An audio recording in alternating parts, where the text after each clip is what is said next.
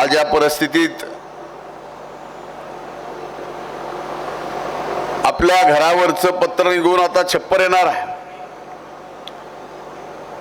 मी तर घरकुलाचे लाभार्थी असे पाहिलेत की लाभार्थ्याला घरकुलाची एक रक्कम जी मिळणारी आहे ती एक ठराविक रक्कम आहे, पण काही जणांनी इतर काबाड कष्ट करून आपले 4 पैसे अधिकचे लावून चांगलं घर केलेलं हे सुद्धा आपण गाव भागामध्ये त्या ठिकाणी पाहिलं, शिवाजीनगर परिसरात पाहिलं। म्हणून मी आज या कार्यक्रमाच्या निमित्तानं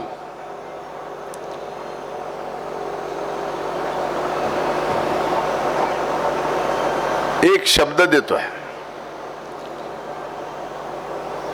की या वर्षी 677 हे फायनल आकडा नाही आहे।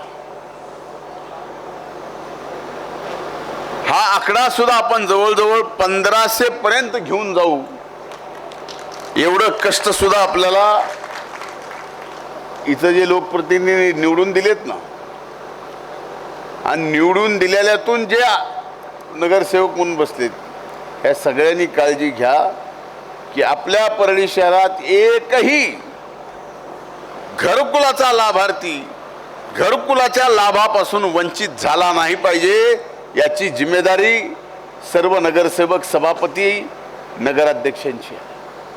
त्यामुळे इथं हायगाई करून जमणार नाही। एखादा जरी लाभार्थी तुमच्या तावडीतून सुटून आमच्यापर्यंत आला आणि सांगितलं की आम्हाला घरकुल द्यायला मदत झाली नाही तर मात्र ते बरोबर होणार।